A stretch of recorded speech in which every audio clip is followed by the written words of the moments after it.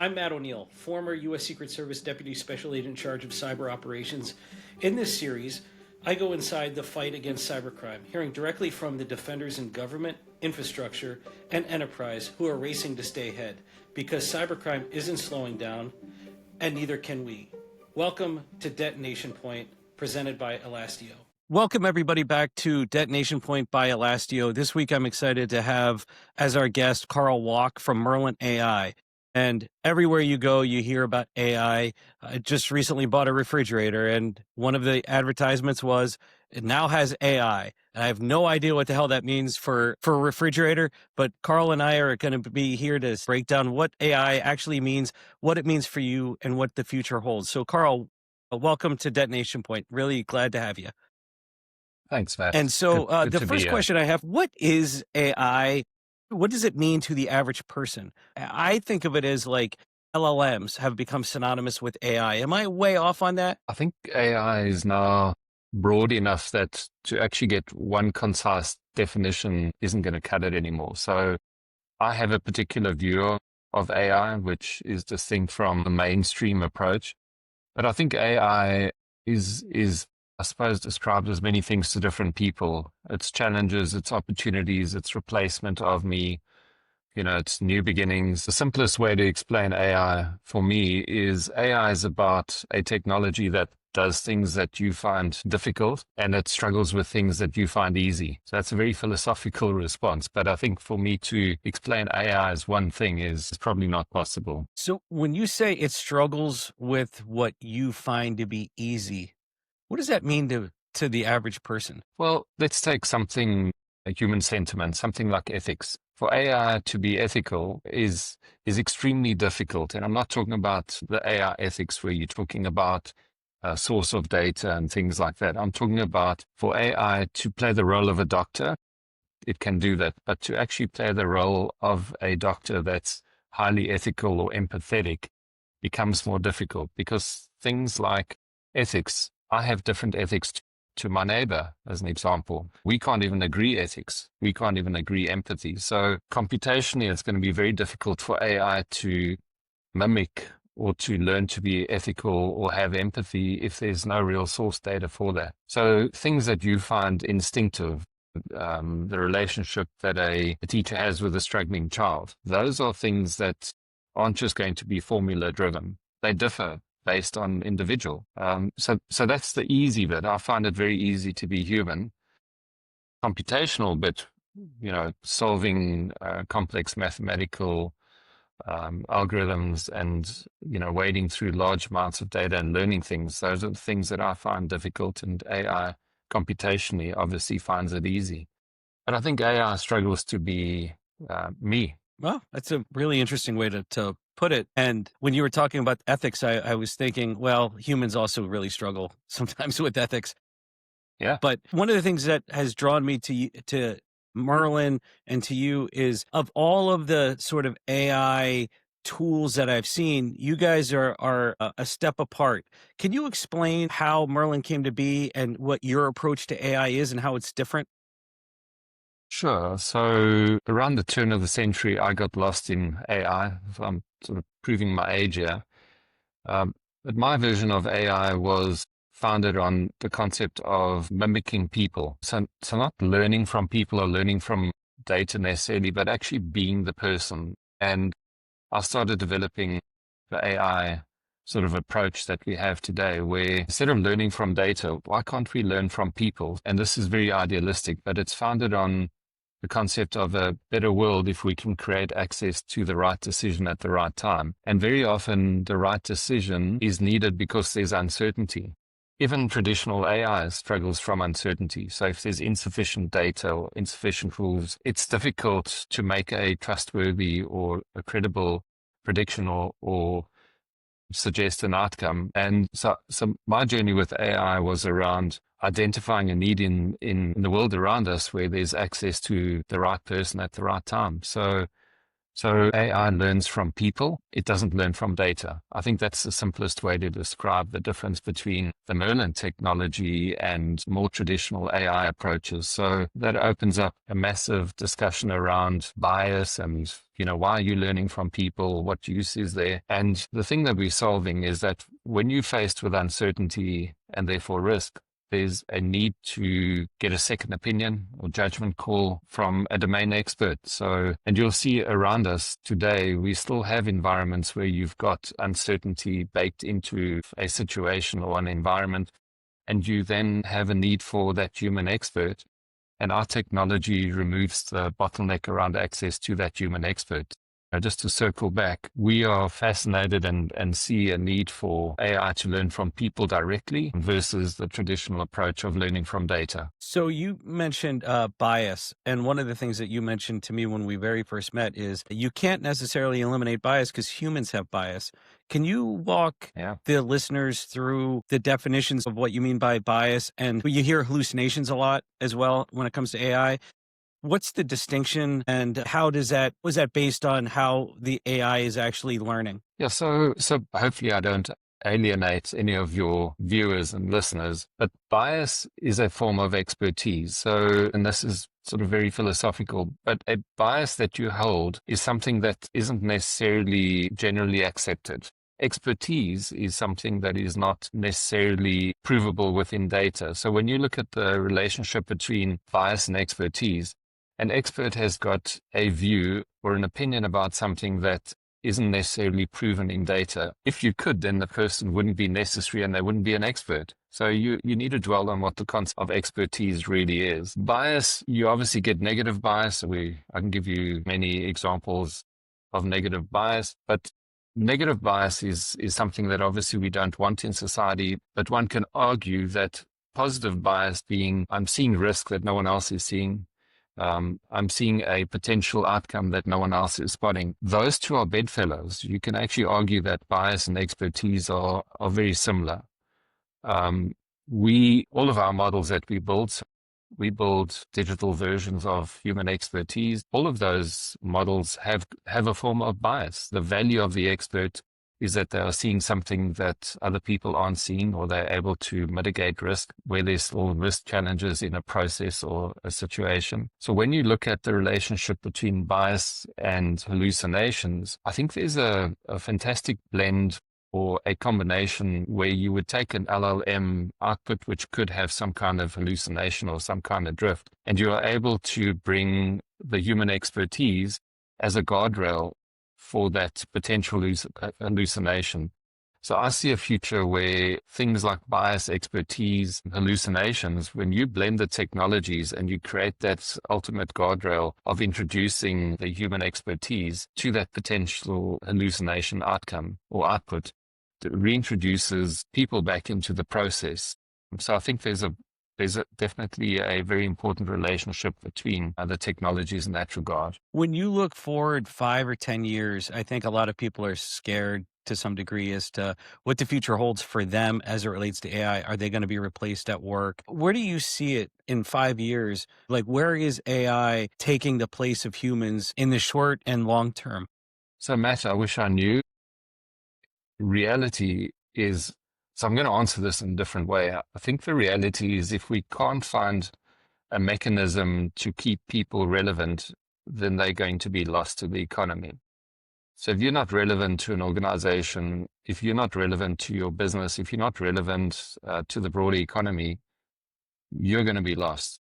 I'm not a believer in sort of the ultimate universal wage and any of that for a number of reasons. I'm not saying it's a bad thing. I just don't think it's a realistic outcome. So if we don't find that way to be relevant, then the outcome is dire. We're going to have a shrunken economy. People aren't going to be able to buy things, and people aren't going to be able to buy the things that are now being produced in such an optimal way. The equation just doesn't work for me. So if I had to choose a future for where are we heading with this, are we racing towards the end on this thing? I think both outcomes are possible. My business is about building a digital version of the person so that they can still participate within a digital environment. And if we can still find a way to be relevant, then I think the outcome will be very positive. If we hand over power to AI and we use AI as a mechanism to improve cost and capacity objectives, then I think the outcome is going to be really bad. Whatever the outcome is, I think it's going to be soon. So I don't know. I don't know how this ends, but I do think if we're not relevant, then it's going to end pretty badly. Yeah, well, and speaking of pretty badly, we have to talk a little bit about criminals and bad actors. So whether that's financially motivated cyber criminals or rogue nation state actors, how do you see them using AI, and are they doing it better than the good guys? Yeah, that's such an important question. So the regulation, and I'm a firm believer in regulation, but the regulation will hamper the good guys.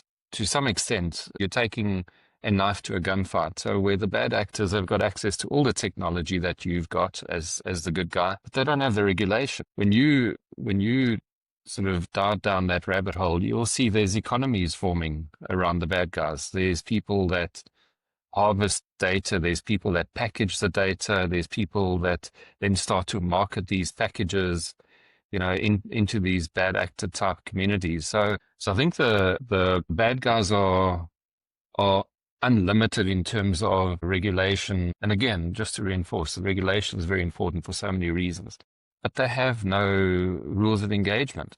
So now you've got a criminal industry that has got limitless access to technologies, and they have no rules. And the good guys are actually needing to engage with them, but they have got so many rules. There's data sharing rules, there's the GDPRs, there's the POPI type rules. These are things that are, again, very important, but the bad guys are not limited in that regard. I would like to suggest that if we don't find ways to outthink, the bad actors, this thing is also heading in the wrong direction. You're in the space. If you look at the numbers around financial losses, they're growing. ChatGPT has been out since, I think, October, November 2022. We've had this great technology. The LLMs have been around. The Gen AI has been around. And yet the numbers are growing exponentially, the bad outcomes. So we're not winning this. Yeah, it's amazing how agile bad actors can be, because they can easily skate to where the puck is going, because their entire mission is to make money or cause destruction or whatnot, where we are bound by whatever the regulatory requirements are, the border issues about collaboration cross-border, all of those sort of challenges make it difficult. And I used to think, oh, we're only a couple steps behind the bad guys. Now I feel like we're a kilometer or two behind the bad guys, because they're just able to go so much faster than we are. It would take agencies years to implement technology that it will take them days to be able to do. Yeah. You're playing a different game. Going from bad to good, there have been success stories, specifically with Merlynn and creating digital twins for human in the loop sort of engagement. Can you tell the listeners a couple examples of some success stories, just so they can get it in their minds what the art of possible is? Sure. So our business, we operate in a number of industries, including banking, insurance, healthcare, social services. We're trying to support law enforcement as well. So when I look at things like the banking sector, where banks typically have got technologies that monitor transactions for things like AML, terrorist financing, mega transaction, as being potentially illicit, and that becomes the bottleneck in terms of access to expertise to release that alert. So how it works out, and you know this, I'll just explain it for your listeners and viewers. Monitor a transaction. The transaction is looked at by an AI, and the AI will decide that this transaction needs to be scrutinized, could potentially be an adverse type transaction. That gets handed to a human, and the human has got to make a judgment call around whether they can clear the alert or they've got to escalate it into some kind of suspicious transaction report. That's a bottleneck, and those skills are extremely fine-tuned, expensive. They are learnt over many years, and the ability to discern whether a transaction is good or bad is something that is learnt, again, over time. With our technology, we clone the expertise. The way we do that, a human will sit in front of our technology, and the technology will go through a process with them to learn judgment that they use. And in the banking environment, we've taken our technology to play the role, or placed the technology to play the role of the human expert, to the point where transactions would typically take, or suspicious transaction would typically take, 20 minutes, 25 minutes to assess. These are now being assessed in real time. So any bank on this planet has got an alert management problem. I think that's common. And our technology plays the role of the alert manager. And it does that in real time. And it does that by bringing the best of breed skills to the coalface to release that bottleneck. We also play in areas like healthcare, where we've built synthetic technicians or clinicians helping decide the right protocol, helping with admissions and the like. So any area where there's a need for second opinion decisioning. And then obviously in the insurance space, we've got projects in India where we have built synthetic social workers to help with things like domestic violence, sex trafficking, and the like. So any area where there's a need for a human expert judgment, that's where our technology fits. So that's like alerts, compliance, transactions, anywhere where you can't hire your way out of the problem. The other thing that I think about is what the future holds for these professional services companies that are just so, you take a big bank that is hiring a third party to write hundreds of SARs a day because they can't keep up because our AML regime is just so broken that it's just like throw as much stuff at it as possible. So therefore we don't get fined. So there could be a world where we're actually getting better reporting on suspicious activity because it's not humans monotonously doing the same thing over and over and over again. Absolutely. I like the healthcare analogy too, because everybody's been in a scenario where you're waiting in an ER for hours and hours because you only have so many experts that can actually see you. But I would imagine that the decisioning on triaging people, it's complicated, but it's something that your technology can replicate if you have the experts who are just willing to sit down, take the time to build out the modeling. That's right, Matt. So the critical thing is, if you look at the use cases around where's the technology best applied, the technology is best applied to keep human in the loop. So that's anywhere, wherever a process would benefit from the monitoring, mentoring, guardrails of the human, that's everywhere around us. And I think one of the important concepts that we are seeing in the AI world is around trust, where the market is looking to trust outcomes. So you could go into a medical environment and you could very quickly get some kind of valuable insight from an AI agent, and the trust component is what would be missing. So people want to feel that there's some kind of mentoring or monitoring or guardrail by a real person. So I don't think we're ready just to hand over to AI and just go through the experience. I think that's important. The second point for me speaks to the earlier statement around the need for us to be digital. If you're not digital, you're not participating. So I think when you look at the traditional banking example where you've got, the warm-bodied people clearing these alerts, the challenge is you're not digital. You're not going to be able to play the role at the pace that is needed. Yeah. One of the things that you hear now almost every single day, whether it's at work or on TV or wherever, is agentic AI. It's just one more part of AI. Can you walk the listeners through exactly what that means and what it means to them, if anything? Yeah, so I think agentic is a really exciting evolution or development within AI.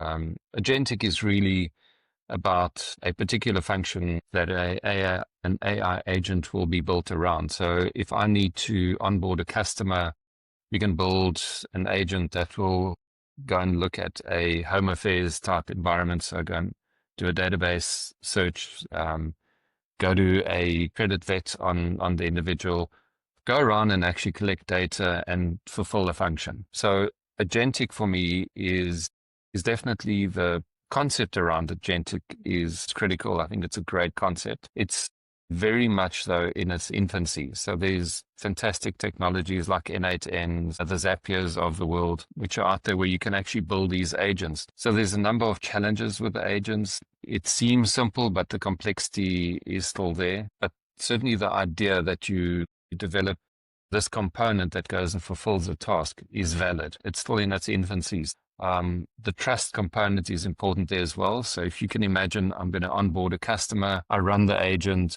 and at the end of the process, I hope that the go, no go, and I've set credit limits and the like. I hope that that's okay. There's not enough transparency in the process for me. And again, that's an ideal or a great opportunity for human in the loop type thinking. So on the one hand, agentic is definitely going to change, the world around us, because, if you look at a simplistic version of AI or a predictive model, you predict an outcome. Different points, you would actually predict something. So what do you think of the following? Whereas agentic will do more of a function or more of a process, which is obviously what's needed. So the other term that you hear a lot is digital twins. And I know that on Merlynn's website, it talks about digital twins. And my understanding is digital twins has been around for a long time. Can you, again, I hate to go like, hey, what's the definition of this? What does this mean? But there's just a lot of FUD out there in the world as it relates to AI. Can you talk a little bit about what digital twins kind of generally means and what it means specifically to Merlynn? Yeah, so I think Merlynn chose the digital twin box because it was the most suited. And the digital twins have been spoken about since the 70s. IBM, I think, originally spoke about digital twins, but they spoke about them in terms of scenario modeling. So the most basic digital twins are around modeling, let's say you model a factory and you place different scenarios through the model, you try and build optimization models, you do Monte Carlo type simulations.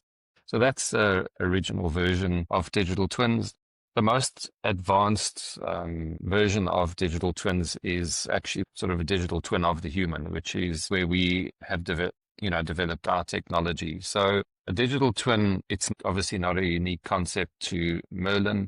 The concept of a digital you being a digital twin of you made sense to us many years ago when we started developing the technology. But what I do like about the concept of digital twins is it aligns with the human in the loop, a digital twin of me. So it's a box we chose, Matt.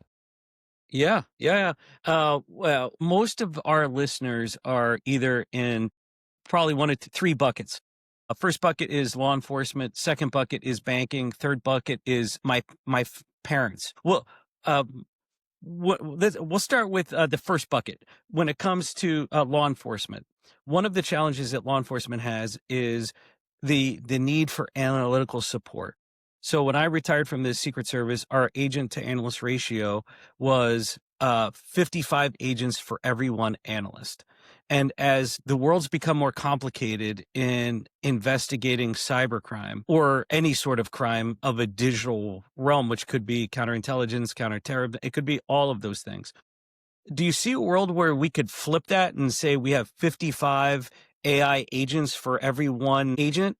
And how do we get folks thinking differently about how we can use this technology to their advantage to close that gap that we talked about between good guys and bad guys? So Matt, if you digital, so if I have the ability to create a digital version of you, you become mobile. So I can place you into processes anywhere around the world where you can be making decisions, playing a role at that transactional or process level in real time with no capacity limits. If that's possible, which it is possible with our digital twins, that means that I can model a library of the best analysts within, the US Secret Service as an example. I can model not just the one expert, I can model, the top 50 analysts. They can then become available to the field agent. So you don't just have the insights of one analyst, you actually have access to the top 50 analysts. So that's the one thing that becomes possible. So this approach removes the bottleneck around access to an agent. It removes it so well that access to that agent is now possible by multiple field agents at once. Sorry, the access to that analyst. The second thing that happens is that analyst can now move anywhere. So I was invited to a think tank in Washington just before COVID hit, and I suggested that, you know, the agencies and the different operations, I don't know what the right term is, should collaborate more. You can't collaborate by sharing data necessarily, but you can collaborate by sharing a digital twin of an expert. Instead of data moving across agencies, you can actually have a digital twin moving across agencies.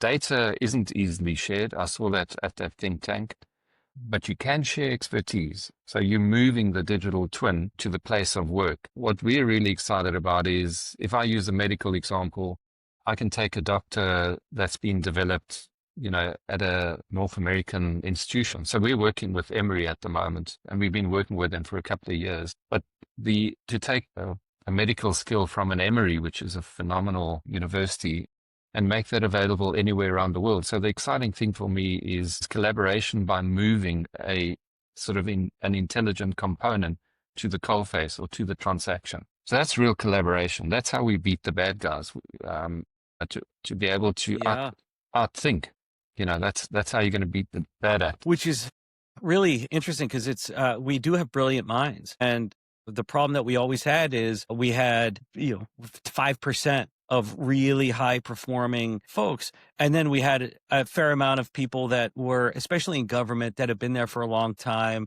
resistant to change. They do their one thing that they do, and that's all they do, and they don't want to do anything else. And then you had the very junior people that it took them a while. So you could really level the playing field and say, no, that 5%, we're going to give that to everyone. And now, if you're an agent, if you're an investigator in the far reaches of the world, you could still literally have the best analytical minds at your disposal, which is transformative, and that will level the playing field, hopefully. The other thing is, and I agree, sharing data, everyone talks about information sharing, but nobody really actually does it. There's so many guardrails around it. There's so many institutional roadblocks. But one of the things that I was thinking about as you were talking about creating these modeling is, like, here in the US, you have the IC3, the Internet Crimes Complaint Center. It's run by the FBI. And I always tell people, half jokingly, it is like sending something to the very end of Raiders of the Lost Ark. It just goes in the very back of some warehouse. It goes into a file. Nobody ever sees it again. But it doesn't have to be that way. And the reason why it is that way is because they can't possibly triage the hundreds of thousands of requests that are coming in, but they can. Right? Yeah, so that could transform, right? So how do you see, even you talk about alerts, compliance, transactions, but also even in incident response or reporting and engagement with victims, do you see a world where we could really clean that up? So brilliant. Just listening to you talk, we're dealing with an access to intelligence problem, the access to the right decision or the expert decision. It's an access problem. It's not that it's not there. We just have a limitation to get enough of it. So if we look at the problem by saying we can outthink them, the one approach in AI, and I'm not negating traditional AI, it's phenomenal technology, and I wish I had been part of the team to develop that. If we look at the problem by thinking about it in terms of access to expertise, that right decision at the right moment. The difference with traditional AI is that they are wanting to discover new things. That's different from access. I think the intelligence is there. I've been to the US and I've traveled around the world. But the conversations that we've had, I've met the most brilliant people, the phenomenal people. And every time you actually say, well, if only that person, was involved in it, or if only they had seen this, but now they can. So I think the fundamental difference at the beginning of the podcast, to understand Merlyn as distinct from other AI, it's exactly that. We're looking at the problem as an access problem. So what could become possible We've developed a technology called the AI Employment Agency. It was a project name which just stuck, but it's an Amazon marketplace of digital twins with skills. Now imagine giving agencies, law enforcement, the ability to share expertise. They're facing a common threat. Imagine bringing an Interpol or Europol, bringing the Secret Service, bringing the different agencies. You're not sharing data because as to your point, we'll never share data, but you can share expertise so that expert can cross the road and participate. So imagine where you've got some kind of scam evolving. So we're working in that space at the moment, but you've got some kind of scam and you can draw on expertise from all law enforcement around the world. There is no way the bad actor will be able to collaborate at that level. They just won't. So a very important point that you're making there. Yeah, and when I'm thinking about just the challenges of the Secret Service or any of the other law enforcement agencies around the world, it always starts with, oh, we get a victim that complained. Right now, scams are completely out of control. These scam factories are causing billions and billions of dollars in loss. And then when the reporting happens, it's a victim saying, I sent money to this crypto wallet address, or I sent it to this bank account, or I sent it to wherever, and this is the email address I used, and this is the website I used. And it takes time for the expert on the other end to triage those things. And that's where I've been talking a lot with law enforcement about saying, you don't have to use actual humans. You can use a human in loop AI model of those humans to do that, to get to that end decision point in a matter of seconds, in what's taking you a matter of hours or days. If it happens over the weekend, you might not even see it until Monday morning. So is that another example of where we could really speed up the sort of response time in order to help recover funds, make arrests, and then potentially in those scenarios share that actionable intelligence with other people? The short answer is yes, but here's an idea. Why don't you take the field agent expertise and the analyst expertise and place them at the financial institution? There's no reason you don't take the expertise and move them upstream. Why wait until it manifests in some kind of trauma? Digital twins or digital expertise can move upstream. Why not? And imagine a world where you've got a tier one bank that is actually leveraging expertise from a US Secret Service analyst.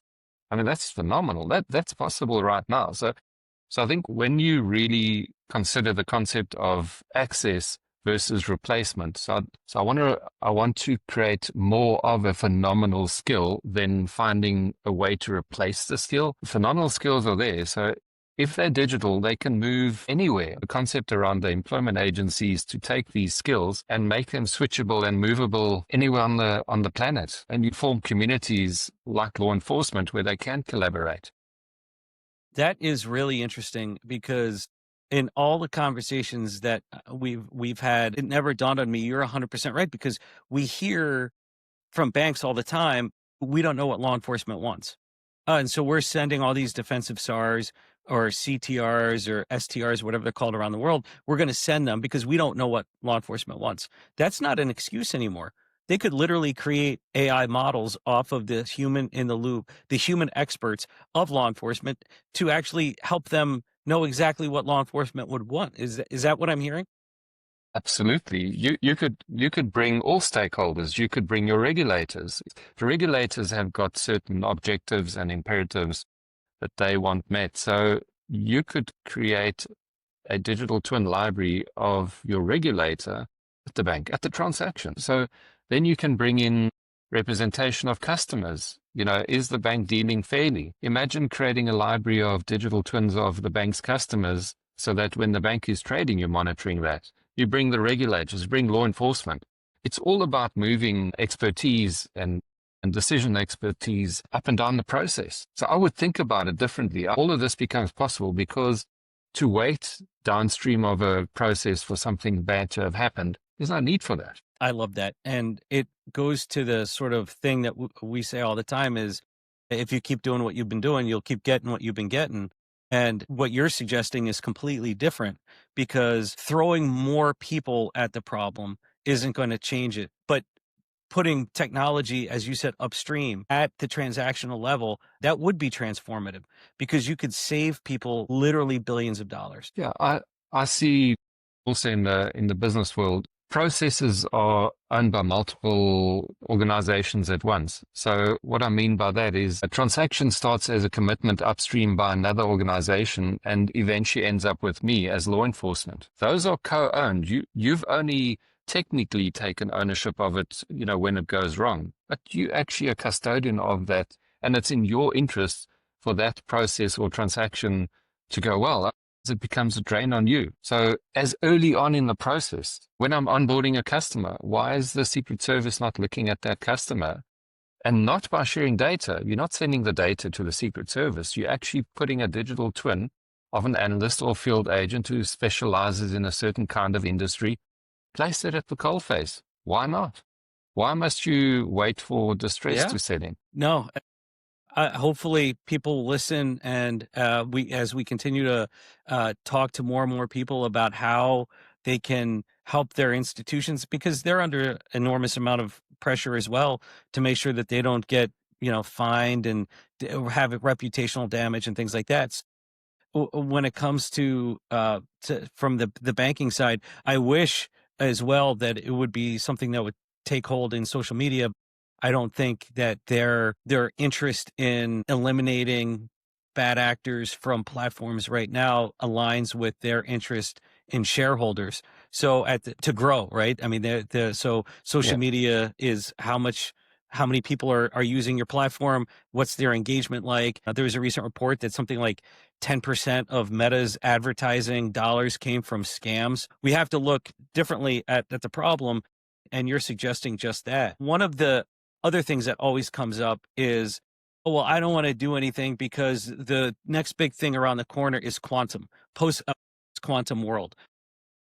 From your perspective, what would be, maybe agentic is it, but what would be the next big development in AI?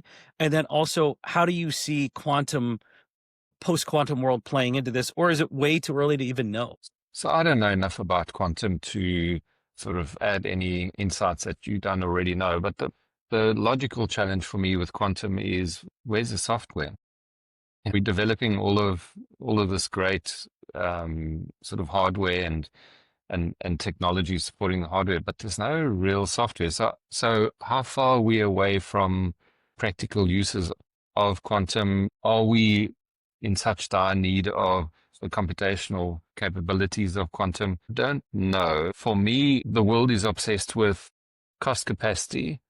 So cost optimization, building more capacity, throughput, and the like, and they're forgetting risk. So I think the next evolution is going to be in risk. I would imagine when I look at all the projects we've done, every project that we've done is a risk project. So I think the fascination and the drive in AI, the next evolution is, certainly for me, is going to be not just looking at cost and capacity optimization, but actually looking at how do we improve risk? And that's where the human in the loop, a human involved, and all of that is going to live. Outthinking the competitor, a differentiation in organizations is going to be, what do you do when things go off script? So I'm fascinated about that as the next evolution. So outthinking versus outcosting and out-optimizing. In terms of, I suppose, quantum will land and do something phenomenal and spectacular. Obviously also read as much as I can about what's happening in the quantum space. There's a lot of mystery around it for me. I'm curious. I'm a curious observer. Yeah, I am too. I was thinking, based on a previous conversation you and I had about quantum, that it reminded me, and I'm also dating myself, is when Super Nintendo came out and everyone was all excited and you were still playing Nintendo games. It was like, great, but everything's backwards compatible. I don't have anything. This is not the next great thing just yet, and it's going to take a lot of time and innovation for it to even catch up. But you brought up an interesting point: is it really even necessary? I guess from a nation state perspective, it is, because you can defeat encryption capability. Like, it's all the bad stuff, but I guess it's way too early to know what the good stuff will come out. Yeah, I think it's early exciting days. I think it's a wonderful time to be around the technology. I'm fascinated by quantum. Maybe it's going to change the rules. I think, again, my fallback is always around, are we still relevant? And I think if we find ways to remove us sort of, from any kind of operational relevance to an organization, I think that's dangerous. I don't think quantum is necessarily going to do that. So yeah, I'm curious about the space. Are you optimistic? Difficult, Matt. I know. I'm optimistic. If we think about what's happening around us in the right way, then the technology is not unstoppable. So it doesn't end badly. My problem is, at what point do we come to our senses? I'll give you an example. So talking about Emory as well, I have a wonderful friend there called Professor Carl Wocke, amazing guy. And I was speaking to him the other day and I said to him, it's interesting what happens. So your students could, I'm not saying they do, but they could use an LLM to generate a paper. You could use an LLM to generate something that'll read what the student has created. So you've sort of disintermediated the relationships. I find that's interesting and dangerous. So people generate proposals that they don't understand and can't deliver on. So I think there's a moment of maybe there's pullback and some kind of realization that we actually do need to participate, because there's nothing worse than using an LLM to create a proposal and then you win the business and you can't fulfill. So I suppose, am I enthusiastic? I'm excited to see how this goes. I think I'm right. I know I'm right that the human in the loop concept has to prevail. Otherwise, we're going to lose who we are. So AI is capable in delivering devastation to the level that we allow it to, if that makes sense. I don't think it's inevitable. So yeah, I'm stuck in between, Matt. I'm not really helping there. Yeah. And the thing that you hear often on public forums and stuff is, oh my gosh, AI is going to take over the world. It's going to destroy the human race. It's going to start thinking on its own. It's going to do all of these things. Well, and I know people that are literally losing sleep over it.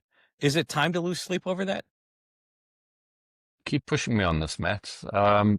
So I'm scared, Carl. No. So I think there's enough failures. Well, I'll base my response on one word: trust. There's enough failure out there that the trust component needs to be fulfilled. So here's a crazy response. Maybe in the future there's a company that says, when you talk to us, you're not talking to an AI agent in our call center, you're talking to real people. The pendulum will come back. So I think there's the public is wonderful. There will be a point. I mean, you've looked at the cancel culture. That's a discussion on its own, but the public will get agitated to a point where they're actually going to go to the motherhood and apple pie kind of feeling, going, you're actually dealing with real people and real people who care. So I find that interesting. And I think it supports the cost capacity argument. Everyone is racing for better cost capacity through automation and the AI technologies, but everyone's doing that. That's not differentiation. I think differentiation is the people component. What do you do when, you're selling a product that you shouldn't be selling? And your AI says, well, you're entitled to do it. But the real person says, you shouldn't be selling this product to the customer. I think the new battleground is on the human-centric side. So I'm going to answer the question that you've asked about 4 times. I'm positive that the future organizations are going to compete in the human-centric space, which is empathy, ethics, fairness of trade, real understanding, all of the things that AI finds difficult. So I'm positive, Matt. What's interesting to me is how the differentiator could be, if I'm hearing it right, the thing that they do that AI does very poorly, which is the basic things. And also, people want to have human interpersonal communication. We are by nature social creatures and can, I think, instinctively tell if we're actually having a true human emotion. And from what I'm hearing you say, that's something that's never going to be able to be replicated, probably to the degree in which humans wouldn't be able to perceive it. And so to me, that does make me optimistic, because people do want to talk to other people. And I was talking to somebody the other day that is actively looking at transforming their business space, and he said, "I'm not looking to fire 500 people. I'm actually looking to make them more productive and more fulfilled, because nobody wants to do that job where you're just stamping all over. It's important Yeah. work, but it's monotonous. I want them to do other things, and so it will replace those things that humans do because they have to do, not because they want to do. And it'll unlock their creativity that humans have to do other things. And who knows where that's going to take us. And that's what he said he was most optimistic about, is if I can free my experts from doing this stuff that's necessary, but also not fulfilling, to do fulfilling things, we could reach a next revolution in technology and human enlightenment in a matter of years, because all of the brain power is no longer focused on those things that we have to do. They're focused on what can we do in the future. Does that sound like That makes a future to you? It does. I think the reality for us is we live in a digital world. I mean, that's really a cliche, but a hyper digital world. You have to become digital to survive the world. And I'm not talking about going to buy things in a digital place. I'm talking about participation. So the world is obsessed with finding ways for me to buy things. I have to find ways to participate in the digital world. And for that, I'm going to have to be digital. So I think the uniqueness of me to actually have some kind of relevance and presence as me, not as the function, not as me being a doctor or me being a lawyer, but as me being a specific doctor or specific lawyer. I think that's unavoidable and critical and great. I mean, to create that digital proxy of you that participates in this digital world is a critical step. We all have, I mean, I have insights and advice and inputs to transactions and processes that are valuable. Let's say I was a risk manager at a bank, a compliance officer at a bank.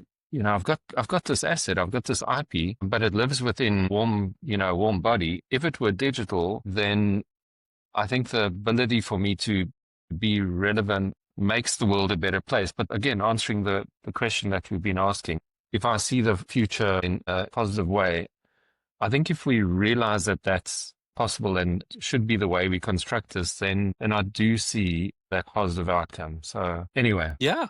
Well, Carl Wocke, thank you so much from Merlynn AI. I really appreciate your time and continued guidance and friendship as we continue to explore what the future of leveraging human expertise to make the world better. So thank you so much for your time. I really appreciate it. Thanks, Matt. Really enjoyed the discussion. Thank you. Yes. And thank you, listeners, for listening to Detonation Point presented by Elastio. We will see you next week. Thanks again.